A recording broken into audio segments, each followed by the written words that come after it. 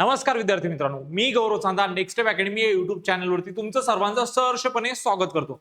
विद्यार्थी मित्रांनो, तुमचं बीएमएस बीएचएमएस साठी आता स्ट्रे वेकन्सीचे राऊंड पुन्हा सुरू झालेले.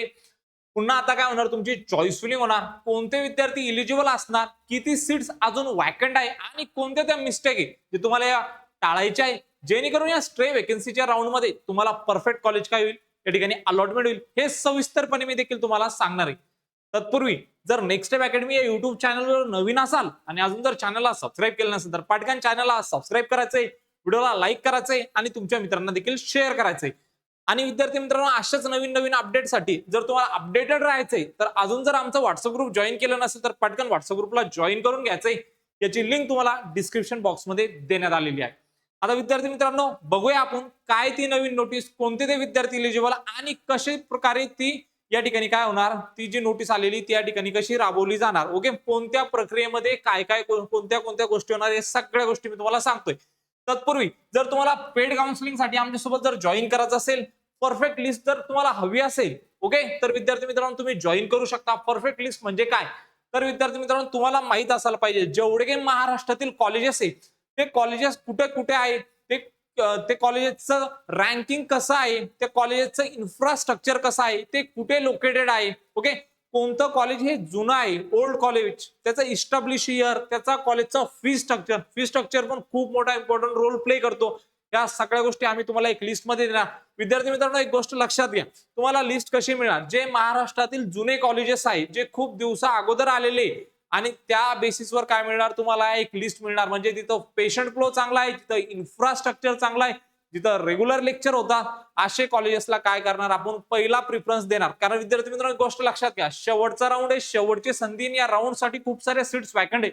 तुमचा जर स्कोर जरी कमी असेल तर या कमी स्कोर मध्ये तुम्ही चांगल्यातलं चांगलं कॉलेज या ठिकाणी काय करून घेऊ शकता, गेन करून घेऊ शकता. विद्यार्थी मित्रांनो एक गोष्ट लक्षात घ्या, जर एखाद्या विद्यार्थ्याला एखादा कॉलेज समजा सपोज 390 वर भेटला असेल आणि तुमचा स्कोर जर 280 85 किंवा 290 जरी असेल तरी तुम्हाला तो कॉलेज आता भेटू शकतो. कारण विद्यार्थी मित्रांनो, शेवटचा राऊंड आहे, शेवटची संधी आणि ह्या राऊंड साठी सीट्सही वॅकंट आहे आणि कॅन्डिडेट ज्यांचा स्कोर चांगला आहे तेही कॅन्डिडेट नसणार. म्हणजे हे राऊंड कोणासाठी असणार, म्हणजे ज्यांना अजून कुठलीच अलॉटमेंट झालेली नाही त्याच विद्यार्थ्यांसाठी काय असणार, हा राऊंड असणार आहे.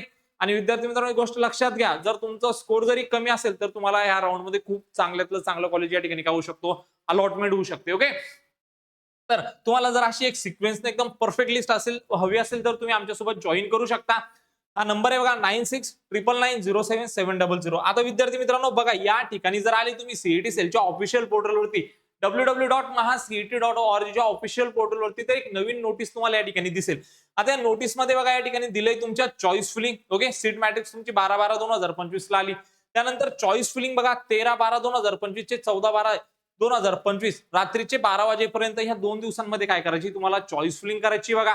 ओके, तर यासाठी विद्यार्थी मित्रांनो, जर तुम्हाला लिस्ट हवी असेल तर तुम्ही नेक्स्ट स्टेप अकॅडमी सोबतही जॉईन करू शकता. सिलेक्शन लिस्ट तुमची 15 तारखेला येणार आणि कोणते विद्यार्थी इलिजिबल असणार, ज्यांना अजून कुठलीच अलॉटमेंट या ठिकाणी झालेली नाहीये तेच विद्यार्थी काय असणार, या राऊंड साठी इलिजिबल असणारे विद्यार्थी मित्रांनो. ओके, त्यानंतर बघा, फिजिकल जॉईनिंग साठी 16 आणि 18 या 2 दिवसामध्ये जायचंय. आणि त्यानंतर बघा, जर सीट्स वॅकंट राहत आहेत तर परत सिलेक्शन लिस्ट 18/12/2025 ला येणार.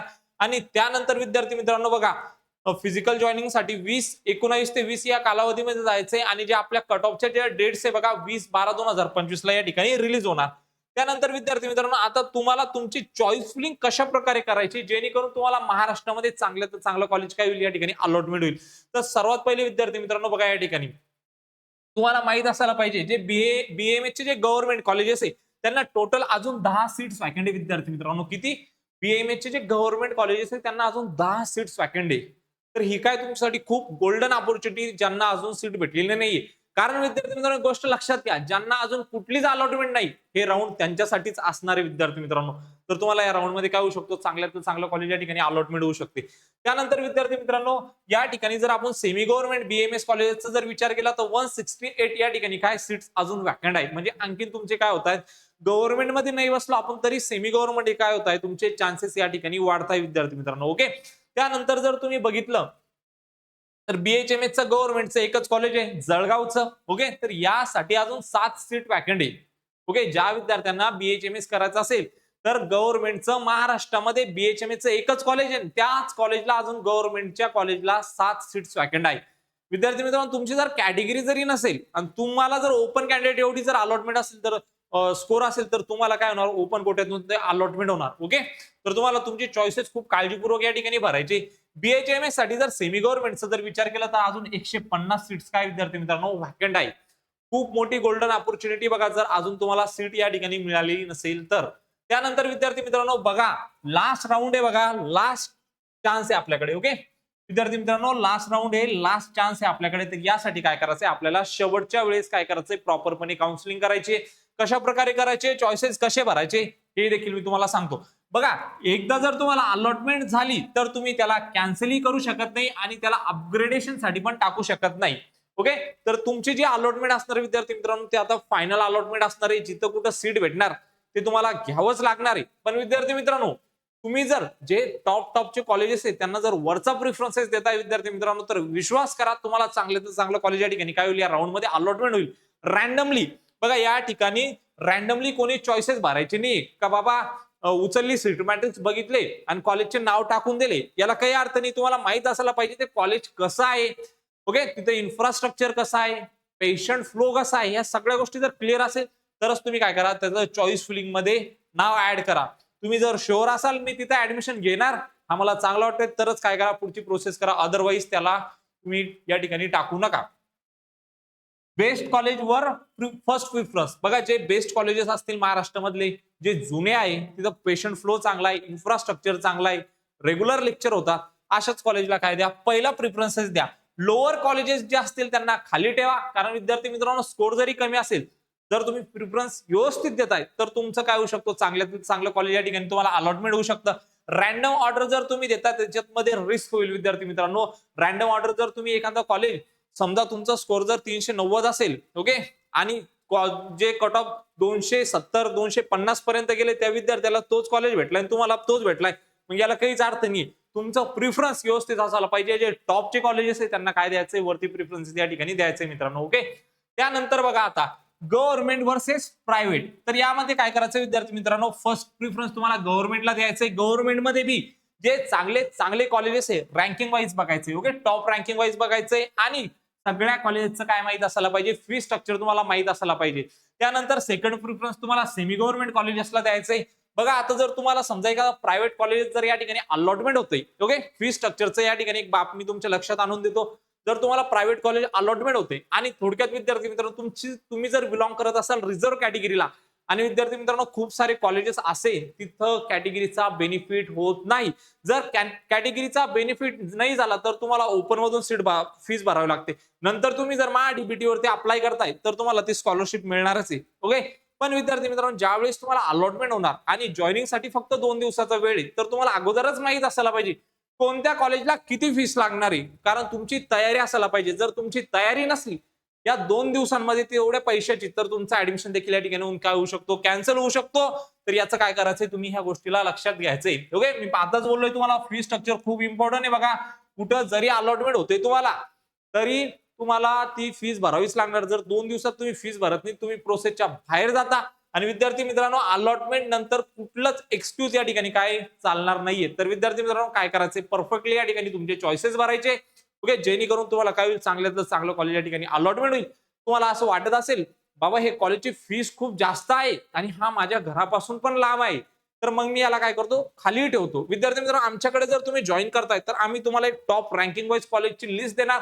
त्यामध्ये सगळ्या कॉलेजचे फी स्ट्रक्चर असणार, जेणेकरून तुम्हाला कळतील जे जे टॉपचे कॉलेजेस आहे, जिथे इन्फ्रास्ट्रक्चर पेशंट फ्लो चांगला आहे, ते कॉलेजेस वरती अरेंज केलेले आहे बघा आम्ही सिक्वेन्सनी.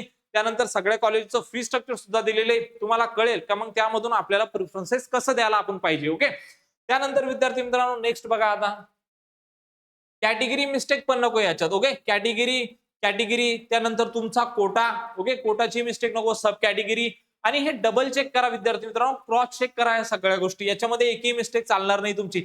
जर एक मिस्टेक जरी झाली तर तुम्ही काउन्सिलिंगच्या बाहेर होणार आहेत. ह्या गोष्टींचं पण काय घ्यायचंय, तुम्हाला लक्षात घ्यायचं सगळं. ओके, चॉईस फिल केल्यावर लॉक करा, रिपोर्ट डाउनलोड करा. ओके, चॉईस फिलिंग केल्यानंतर रिपोर्टला काय करा, डाउनलोड करा. त्यामध्ये बघा BAMS चे जे कॉलेजेस असतील त्यामध्ये आपण कुठलं मध्ये BHMS चं त्यांनी ऍड केलंय. चुकीने एखाद्या वेळेस काय होतो, कोड टाकताना आपल्याकडून वेगळा कोड दबून जातो, कॉलेजचं नाव आलं की आपण या ठिकाणी ऍड करून देतो. आलेले अनुभव विद्यार्थी मित्रांनो म्हणून मी तुम्हाला सांगतोय. ओके, तर या ठिकाणी काय करायचंय, रिपोर्टला डाउनलोड करायचंय, सगळे चेक करायचंय. पहिले आयुर्वेदालाच आपण प्रिफरन्सेस दिलाय. मग जर आपल्याला होमिओपॅथी करायचं असेल तर होमिओपॅथीचे कॉलेजेस, आणि नंतर जर युनानीसाठी जर ट्राय करायचं असेल तर मग त्यांचे तुम्ही काय देऊ शकता, प्रिफरन्सेस या ठिकाणी देऊ शकता. ओके, त्यानंतर विद्यार्थी मित्रांनो बघा, कॉलेज अलॉट झाला तर आपण कॅन्सल पण करू शकणार नाही, त्यामध्ये चेंजही करू शकणार नाही, आणि नेक्स्ट राऊंड साठी आपण पुढे जाऊ पण शकणार नाही. तर या सगळ्या गोष्टींचं काय घ्यायचंय, तुम्हाला सगळ्या बाबी लक्षात घेऊन काय करायचंय, तुमचं परफेक्टली या ठिकाणी चॉईस फिलिंग करायची. विद्यार्थी मित्रांनो, शेवटचा राऊंड आहे, शेवटची संधी. या राऊंड मध्ये जर तुमचं स्कोर जरी कमी असेल तरी तुम्हाला काय होऊ शकतो, महाराष्ट्रामधला बेस्ट या ठिकाणी काय होऊ शकतो, कॉलेज अलॉटमेंट होऊ शकतो. फक्त तुमचे जे चॉईसेस आहे त्या प्रॉपरपणे भरायचे. आणि जर तुम्हाला टॉप कॉलेजेसची जर लिस्ट या ठिकाणी जर पाहिजे असेल तर तुम्ही आमच्यासोबत सुद्धा जॉईन करू शकता. जॉईन करण्यासाठी हा नंबर आहे बघा, 9699907700. फक्त 999 मध्ये तुम्हाला प्रॉपर लिस्ट बनवून दिली जाणार. ओके, तर ह्या लिस्ट साठी काय करायचंय, संपर्क करायचंय. भेटूया विद्यार्थी मित्रांनो अशाच एक मोर इन्फॉर्मेटिव्ह व्हिडिओ मध्ये. तोपर्यंत थँक्यू.